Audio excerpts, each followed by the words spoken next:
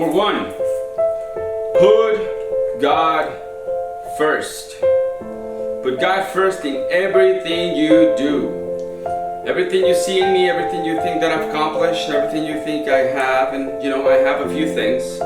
Everything that I have is by the grace of God. Understand that. June 27, 1997. It was 22 years ago. Just this past March, I was flunking out of college. I had a 1.7 grade point average. I hope none of you can relate to a 1.7 grade point average. I was sitting in my mother's beauty shop. They still call them beauty shops?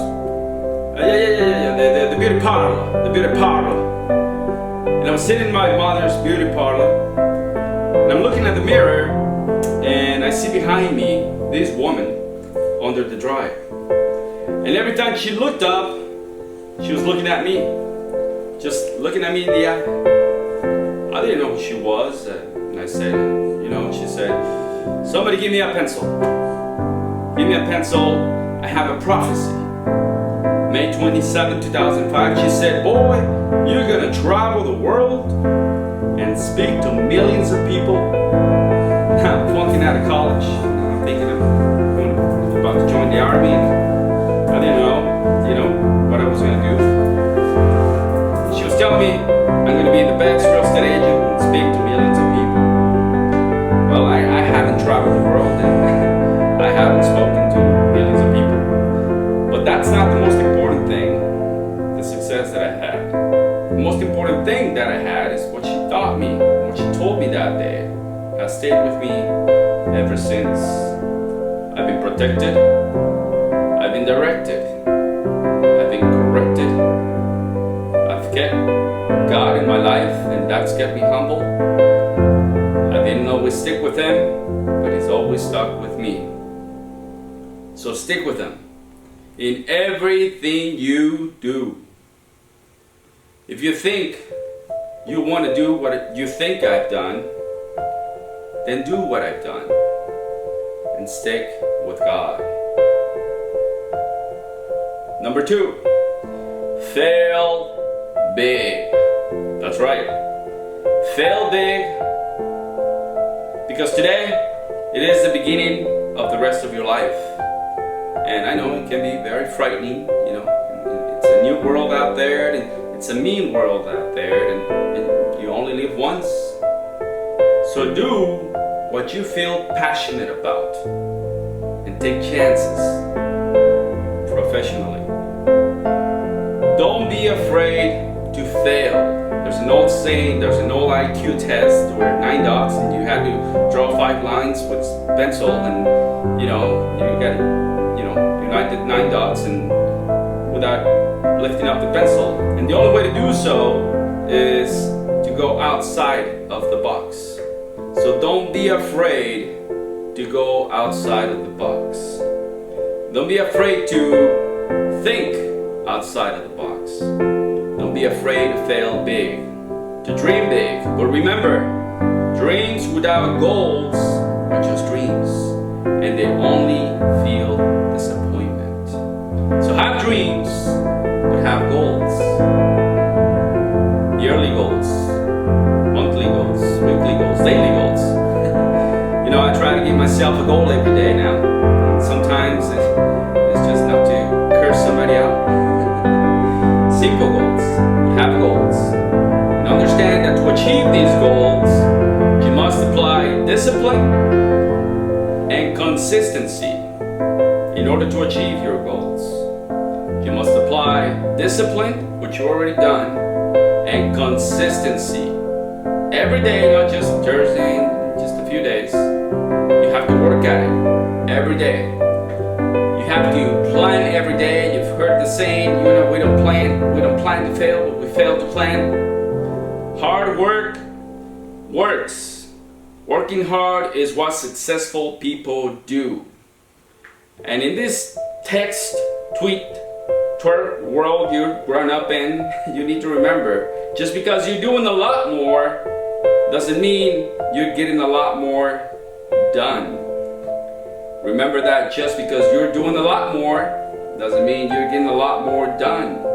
Don't confuse movement with progress. My mother told me, yeah, because you've been running the place around all day and you never get anywhere. So continue to strive and continue to have goals. Continue to progress.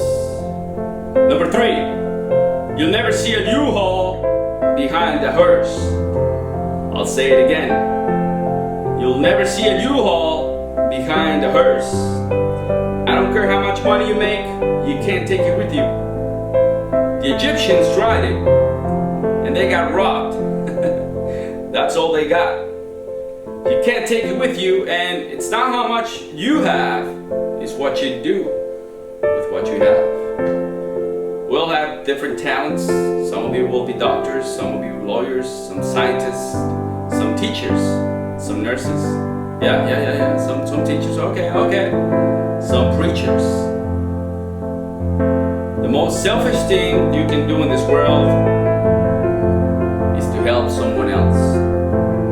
Why is it selfish? Well, because of the gratification, the goodness that comes from it and to you, the good feelings, the good feeling that I get from helping others. Nothing's better than that. Well, there's a couple of things that are better than that, but not jewelry, not a big house, not nice cars. That is the joy. That's what the joy is in helping others. That's where the success is in helping others. Finally, I pray that you put your slippers under your bed tonight, so that when you wake up in the morning, you have to get on your knees to reach them. And while you're down there, say thank you. Thank you for the grace. Thank you for mercy. Thank you for understanding. Thank you for wisdom. Thank you for parents. Thank you for love. Thank you for kindness. Thank you for humility. Thank you for peace. Thank you for prosperity. Say thank you in advance for what is already yours. That's how I live my life. And that's how, and the reasons why I am today. Say thank you in advance for what's already yours. True desire in the heart of anything good is God's proof to you beforehand to indicate that it is already yours. I'll say it again. True desire in the heart, that itch that you have, whatever it is that you want to do, that thing that you want to do to help others, to grow, and to make money. That desire is God's proof to you, sitting beforehand already, to indicate that it is yours already, and that anything you want good, you can have. So claim it. Work hard to get it. And when you get it, reach back. Pull someone else up. Each one, teach one. Don't aspire to make a living. Aspire to make a difference. See you in the next video.